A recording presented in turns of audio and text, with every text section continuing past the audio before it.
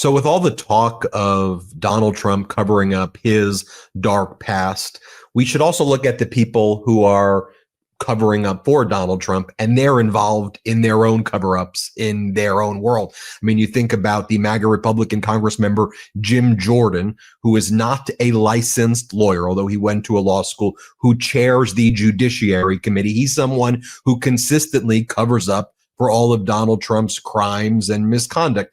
On Friday, Jim Jordan was deposed in connection with the massive cover-up that he was involved in when he was an assistant wrestling coach at The Ohio State University. And there was the wrestling coach who was the coach at Ohio State from 1978 to 1998, Dr. Richard Strauss, who would sexually assault the wrestling players. Hundreds and hundreds of players would be sexually assaulted there through these genital checks that he claimed were part of his job as the wrestling coach. But Jim Jordan was inextricably involved in the cover-up for years that led to more victimization. On Friday, this isn't getting a lot of attention elsewhere. On Friday, Jim Jordan is or has been deposed. Now, you potentially saw the documentary Surviving Ohio State on HBO. And so that was released about a month or so ago. I want to delve into this now, and I want to bring in one of the victims of Dr. Strauss at The Ohio State University, survivor of this, Michael DiSabato. Was on the wrestling team there at The Ohio State University. Michael was one of the first people who, the first person who came out with what happened to him by Dr. Strauss. And then all the other people then said, yes, this happened to me as well. And so courageously coming out with what happened. Michael, you went there from what years were you there, Michael, again? I was an undergrad from 1986 through 1991, and then did my postgrad from 92 to 94. So I was on campus from 1986 through 94. And your younger brother was on the team as well. We're going to get into that. And you've provided us with never before seen emails from you to Jim Jordan that we're going to show exclusively here on the MeidasTouch Network for the first time. Let me just remind our viewers of two things first, then we're going to get into the interview. First, your brother, who gave this courageous speech in front of the Ohio State Legislature, and he talks about Jim Jordan calling him. Jim Jordan was crying, "Please don't tell anyone what happened to you. Please, this is going to hurt me. Please stop." And now Jim Jordan goes, "Oh, that never happened." But here's your brother, Adam. Let's play it. This is disgusting. You people have the power to do something. Ohio State is too arrogant. They think it's going to go away. Jim Jordan called me crying,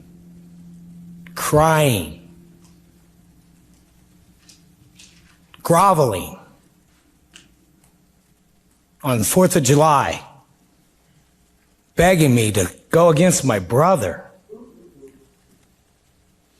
Begging me, crying for a half hour. That's the kind of cover-ups that's going on there. Now, you guys can sit and act like it's not going on, but I got a lot of other stuff here. Emails that were taken out of my mailbox. That's a crime. And I want to just show everybody powerful. I want to show everybody as well. Just this was a supercut we made of what happened, the sexual assault that took place, and the cover up here. Let's show what MeidasTouch made. 5 former Ohio State wrestlers accusing Republican Congressman Jim Jordan of knowing about a team doctor's alleged sexual misconduct. 43 men who say they were sexually assaulted, abused, molested, or harassed by Dr. Richard Strauss. Hundreds of sexual assault victims of Ohio State University Dr. Richard Strauss have never been closer to getting their day in court. The United States Supreme Court today rejecting OSU's bid to dismiss lawsuits brought against the university. Today, the Supreme Court left in place a ruling to move forward with lawsuits against the late Dr. Richard Strauss. And this allows more than 230 men to sue the Ohio State University over decades-old sexual abuse by Strauss. The sexual assaults took place over 2 decades, 1978 to 1998, and the university launched its own investigation that confirmed hundreds of men were molested, even raped, by the former team doctor. But OSU asserted a statute of limitations defense, saying the victims waited too long to come forward.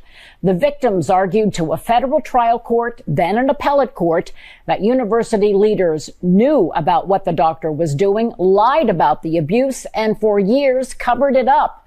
The appellate court agreed. So, Michael, I wanted to give everybody the extensive background on what happened before, getting into this interview. So, walk us through what happens, and let's just start with kind of March 2018, what led up to you coming forward with what happened to you, and then let's go to the current with this deposition that's taken place. First of all, thanks for having me, Ben. This actually came about in December 2017.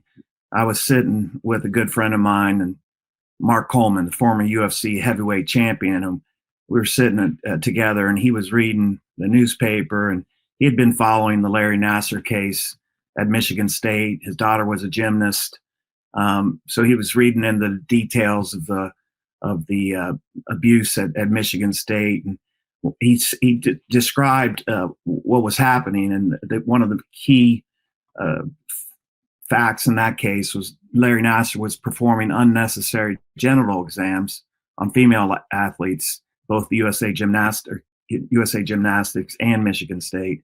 And when I heard that, I was immediately triggered. I said, "Mark, that's us." He paused for a minute and said, "You're right." And so that led to, I took a step back. The days following, I called several friends and teammates and just had a conversation to, just to remind each other, did this really happen? I just want to make sure I'm not, confused here. I know it happened to me. I know we talked about it openly in the locker room, and it was just a confirmation, overwhelming confirmation with everyone I spoke to. So I knew it was an issue. So in March 27, 2018, there was a scheduled meeting with university administrators. I sat with them. There were several folks, I think 4 or 5 folks, including their attorneys and an HR department. And I simply told them my truth, which was Dr. Strauss performed unnecessary genital exams, unnecessary prostate exams, and showered with us on a daily basis throughout my tenure at Ohio State, which stretched from 1986 through 1994. Now, around that time period also, you were talking to Jim Jordan. What's Jim Jordan's role in all of this? Why were you talking to him, and when did those talks conclude? So Jim and I, after graduation, I maintained a relationship with Jim. I'd chat with him probably once a quarter. Jim was a friend. I've known Jim since I've known him for over 50 years. Met him when I was 6 years old. His family is a prominent wrestling family in the state of Ohio, mine as well. So we grew up together. He's a couple years older than me, but he was also my assistant coach. And again, we chatted at least once a quarter every year up until my last conversation with him was in early March of 2018. Before I came forward, I wanted to reach out to him just to let him know that I was coming forward with these, with the truth. And I was going to have a conversation with the university. I not only chatted with Jim, but I also circled back and had a conversation with Russ Hellickson. Again, I didn't want them to be surprised, and I also wanted them, to know. And both Russ was very supportive. Jim and I spoke for about 30, 45 minutes about this situation. At the end of the conversation, he said, "Please just don't get me involved." And it kind of struck me as a little bit odd, but I took it for what it was at the time. The March 27th happened. I didn't hear from Jim, for several weeks. And so in April, I think it was April 24th, I sent him an email where I memorialized our conversation from early March, and asked him, as I did on the phone call, to intervene and help us with this case. He had, I think I said in the email, he has the capacity, the knowledge of what happened, and the power, the position where he's at, where he could shine light on this and hopefully help us seek justice. So we have that email now. It's never been seen before. We'll put it up. And the email is from you to Jim Jordan at his House of Representatives email account. And you say, Jim, I'm writing to you to follow up on our 45-minute conversation earlier this month regarding issues surrounding the systemic sexual abuse of athletes in over 10 varsity sports at The Ohio State University, dating back to the mid-1970s. As discussed, and as everyone on this email is aware of, Dr. Richard Strauss sexually assaulted and molested me, my teammates, your brother-in-law, and friends in what is the largest systemic sexual abuse cover-up in modern sports history. You go on to say that we are watching you in particular as you have direct knowledge, experience with Strauss, DuPont, and other sexual predators who prey on youth athletes. So when you're saying there in this email to him that you have direct knowledge and experience with Strauss, the direct knowledge with the sexual assaults, with the molestations, and with the showering with people, what did you observe that led you to believe that Jim Jordan had that knowledge of what Strauss was doing? Let me just be clear. Jim Jordan knew that Dr. Strauss was performing unnecessary genital exams. He knew that Dr. Strauss was performing unnecessary rectal exams. And he absolutely knew that Dr. Strauss was taking showers with us on a daily basis, and also going into the sauna with us on a daily basis. He knows that because he was there with us. Jim trained with us. He took a shower with us. He did saunas with us. There's no disputing that Strauss was taking showers with us on a daily basis, taking saunas on a daily basis, which is a form of sex abuse. Your doctor should not be showering with his patients, and yet it went on for over 20 years, not just in wrestling, but in several sports. Strauss would take showers with not only the wrestlers, but the gymnasts, swimmers, number of teams. He would take 6 to 7 showers a day across multiple sports.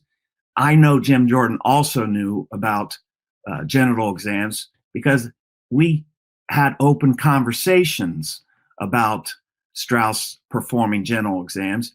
And we did so in a locker room, let's call it a locker room situation where guys we handled it with humor to some extent, where, there's Strauss gave me a genital exam today. And I recall vividly having one conversation in particular with Jim and a group of guys where I had just gotten out of one of these exams, and I made light of the fact that he examined my penis for almost 3 or 4 minutes. And, I can recall Jim's reaction was, like, oh my God, how could he do that? And it was somewhat laughter because, again, I threw it out there as uncomfortable banter is the best way to describe it. So yes, Jim Jordan absolutely knew that Strauss was performing unnecessary genital exams, unnecessary prostate exams, and again, was taking showers and saunas with us on a daily basis. And again, that happened at the university for over 20 years. Now, as the video that we played at the outset shows, this has been, and we're in 2025, and Jim Jordan is first having a deposition taken. People think about, the course of litigation. We're not at the trial stage. We are at the discovery and deposition stage. I'm sure Jim Jordan did not want to sit for that deposition. They've been trying to avoid him sitting for that deposition.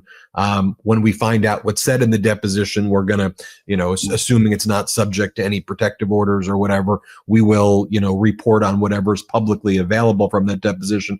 But talk about it from the perspective, because obviously right now in the news, everyone's talking about, the Epstein cover-up and how these powerful, elite, rich men are covering up for each other, and people just want to get the answers. Your fight has been a long one, and he's still just first getting deposed on Friday. So can you talk through that journey? Oh, Ben, it's been it's been a traumatic journey, frankly. 2018 to 2025, when it first came out, we were attacked by, on multiple fronts. Jim, instead of coming to our aid as we all expected and hoped for, hired lobbyists and PR firms to go on a full frontal attack of me personally and others personally. My brother, as you saw in the testimony, Jim reached out immediately to, several former wrestlers, asking them to sign a letter to say that they support him, that he never would cover up sexual abuse. He approached my brother Adam, asked him to take sides with him over his brother. Another surrogate of Jordan approached my other brother to try to get them to support Jordan and against their brother. Again, some of this stuff you can't make up. I still hope I hold out hope that during this deposition today, and after watching Surviving Ohio State, I don't know how someone could watch Surviving Ohio State and be Jim Jordan and not embrace the victims and say, you know what, maybe I missed it back then, but this certainly happened. It's devastating. It's overwhelmingly truthful, and I'm here to help. Jim Jordan's never reached out to anyone in our group to say, hey, how you doing? I didn't know what was going on, but I'm here to help. And part of that help is just to recognize that you're going through something very difficult, and I want to be here to support you. That's true leadership. That's true human beings would, a good human being would do that. And yet, here we are in 2025, Jim Jordan has not called one person to say, how you doing and how can I help? He coached hundreds of athletes. He called us friends. He called us teammates. We were there together. That bond is a strong bond. Training with the same folks for 8 years, I trained with Jim Jordan intimately. We were friends all the way through 2018. And for him not to take a step up, and again, he was not culpable for, turning a blind eye. There were reports that Coach Hellickson had made to administrators, letting them know that this was an issue. The administration covered it up. It's just that simple. And so when it came out, we had expected Jim and Russ to support us, and it just didn't happen. And that betrayal has been difficult to deal with, frankly, not just for me, but my teammates as well. Right, because he wasn't a direct defendant in the case. Mm-hmm. And being that he was with the people there and he knew who the victims were, he chose, though, when confronted with these facts, even where he may personally, either not be sued or personally be in, He said, you know what, though? What's most important for me is covering up all of this, standing on the side of the perpetrators, putting myself shoulder to shoulder with them, and immediately turning against the people I was closest with, because regardless of what the legal outcome as it specifically relates to Jim Jordan, it makes him look bad that he knew about this and didn't raise it then. And he's like, I looking the other way. I don't want nothing to do with it. Good luck. I'm selling you out. And I think the way you described it the best is, just as a human being, you were there. You were in the shower.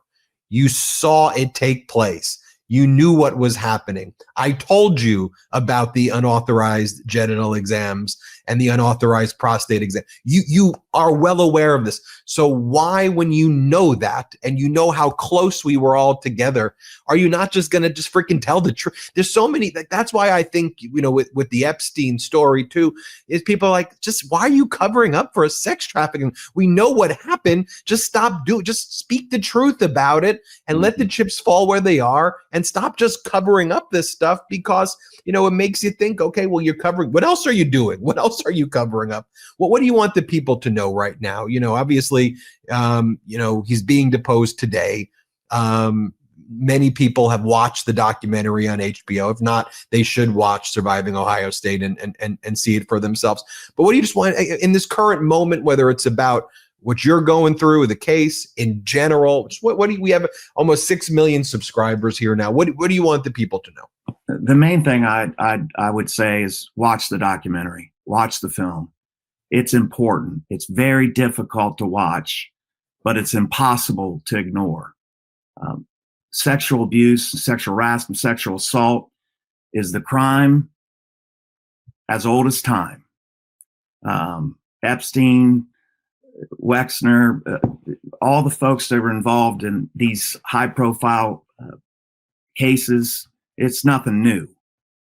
What I'm most proud of is that I didn't just step up, but hundreds of male athletes at Ohio State stepped up, because we stepped up about 2 weeks after the Jordan case blew up. Thousands of athletes at Michigan stepped up who were sexually assaulted by their team doctor at Michigan for over 30 years. Thousands of athletes. Please watch the film. You'll see testimony of 9 what I call superheroes, grown men in their 50s, sharing their deepest, darkest secrets, and the shame associated with sexual assault. What I want people to know, there's no shame in discussing what happened to you. I hope that this film, and I know this film is already happening. It's given a voice to voice the voiceless. In the past, to see elite male athletes speak, not just say I was sexually assaulted, but tell the details of how it happened, I think is so powerful. When you see the former UFC heavyweight champion, Mark Coleman, tell the world that he was not only sexually abused, but describe the procedure, how it happened, that's change of the world type stuff. I've had men approach me, both DMs and text messages and in person, share their stories with me in a way that I could feel that this is the first time they've ever shared the fact that they were sexually assaulted. And so this film is so important, because it gives a voice to folks who are suffering and shame. And there's so many. Again, I said it earlier, this is a crime as old as time. Catholic Church, Boy Scouts, it happens in youth sports. We've got to be diligent and educated. I think this film does so, to really teach parents and teach kids what they should expect when they go in for a physical, when they go in to see a doctor, when they're with a Catholic priest, when they're in a Boy Scout. What are the signs? And then use that information to protect kids, to protect, the most vulnerable. Again, we live in a society where we shame the folks that come forward. We shouldn't be shaming the victims. We should be shaming the criminals, the pedophiles, the serial pedophiles. And they're all over the place. And they operate in plain sight. And again, I hope this film encourages more folks to come forward to speak about this, and men in general. And because there's no shame.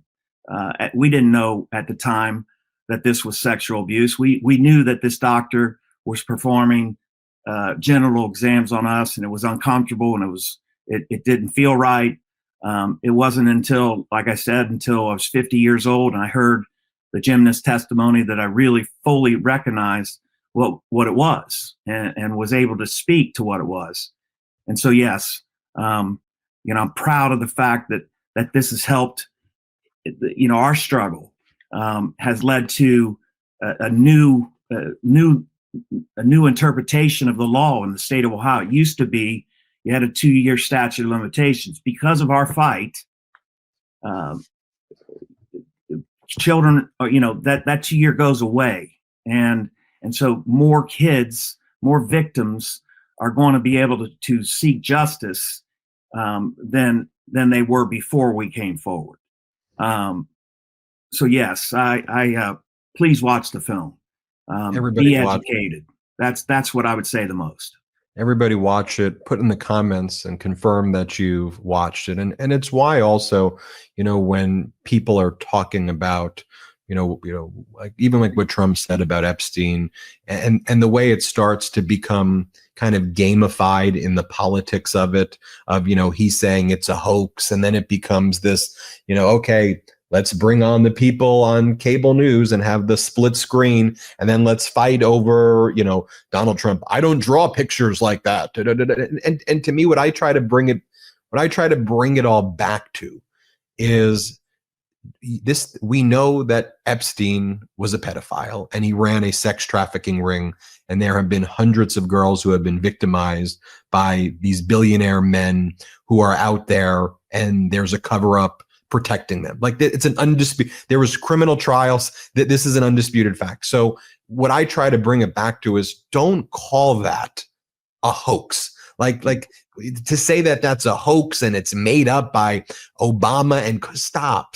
This is, it goes back to what you said about like Jim Jordan. It's like, look, you were there, you saw it, it happened. Stop with the hoax crap. Let's try to heal and figure it out and prevent this from happening as human beings, so we don't see our brothers and sisters going through what you went through, Michael, and what Adam went through, and what others who survive Ohio State go through. So I appreciate you so much sharing your voice here.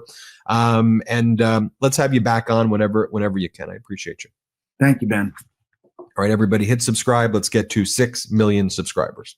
The truth is more important than ever. Check out our new Truth Over Lies collection at store.MeidasTouch.com. All 100% USA union made.